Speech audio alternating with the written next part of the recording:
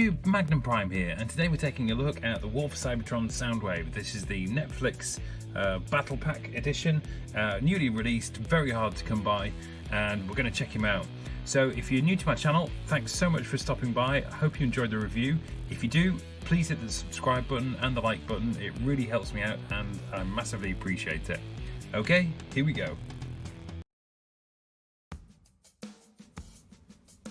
Accessories wise, I won't talk too much about these because obviously everybody's seen them before on the Siege figure.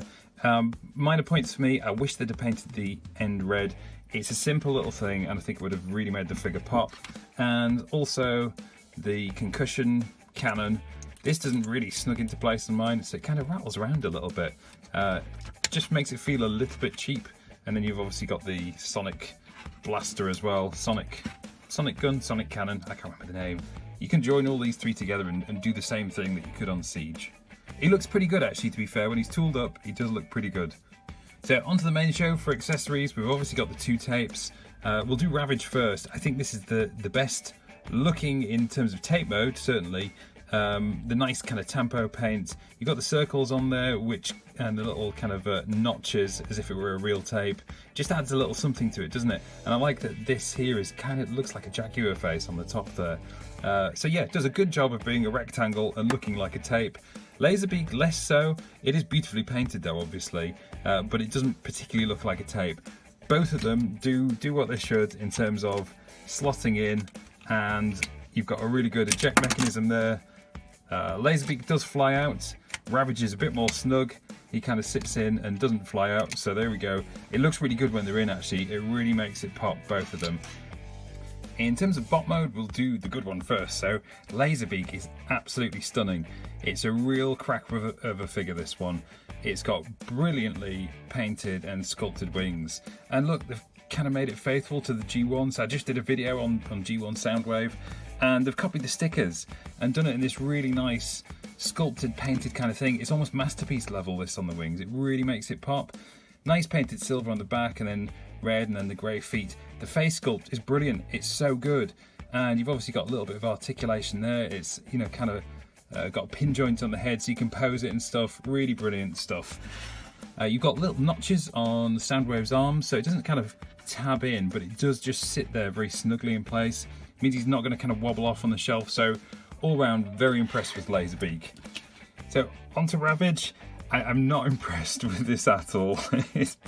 It's awful. It is absolutely atrocious. So the face sculpt is kind of Ravage-like, and you've got an attempt at the missiles on the back legs, but from any angle it just doesn't look like a Ravage at all. I don't have the G1. I was trying to kind of source one to do a little comparison, but it's just not panned out. I'm not getting hold of one quickly enough to kind of do this. So but this doesn't look like Ravage in any respect. To me, it looks more like, every time I pick it up, it's like a flying squirrel. I expect David Attenborough to be kind of commenting on it, whatever it's doing, but there we go. So just my opinion. So one very good one very bad one. Overall on accessories though, final score, 8 out of 10.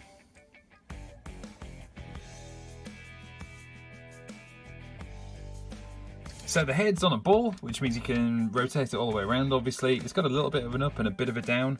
The shoulders have got a full 360, they can extend all the way out to the side. The elbows have got a double, so you can do the finger pointy eject thing, and it's got a bit of a bicep swivel there as well. The waist has got a full rotation, but no ab crunch, and the legs have got hip skirts either side, and then a big butty bum flap at the back, all single one lump. That allows you to extend the legs all the way out to the front, all the way out to the back, and then all the way out to the side, and then some actually.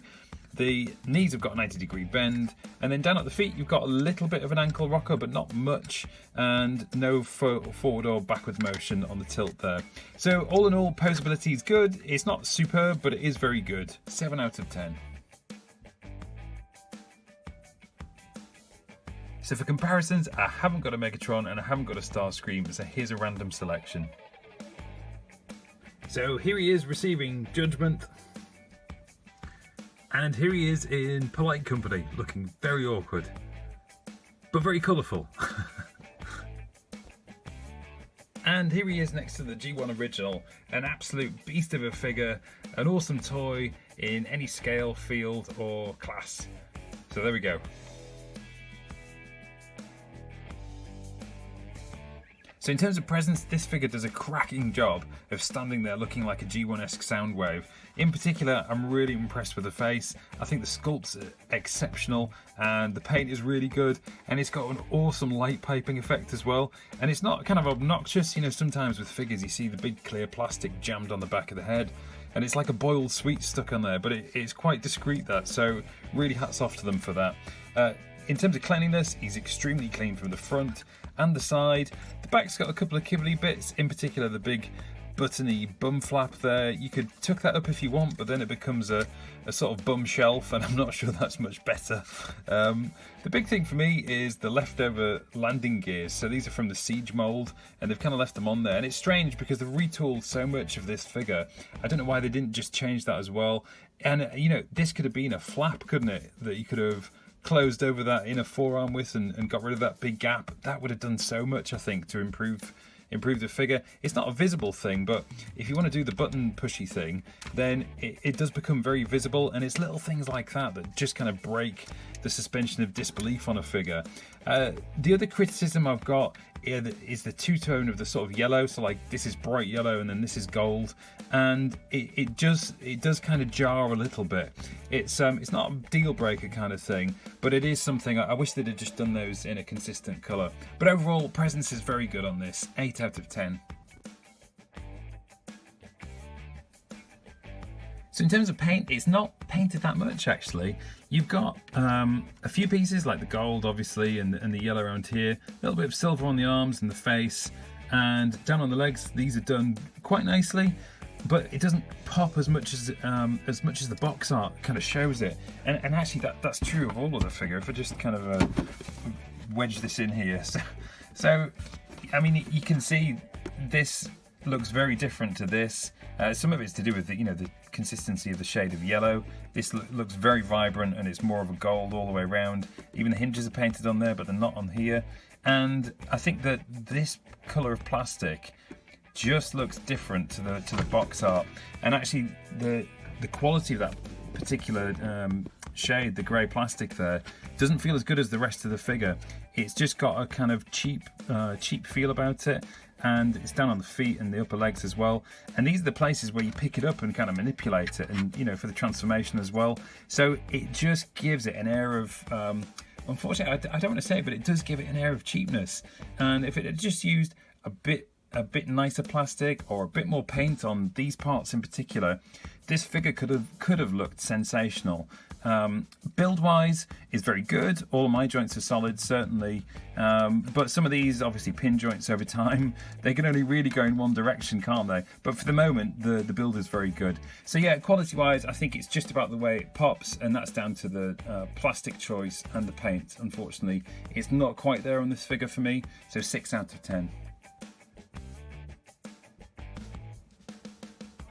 So in terms of transformation, it's obviously a simple standard Soundwave kind of thing, with the legs coming up to the side of the body and the arms going around the back. It's just not particularly inspiring in its execution, and most of that is down to the sort of feel of the plastic and the tabs, because it feels very spongy in places, particularly down here on the feet, and the way that this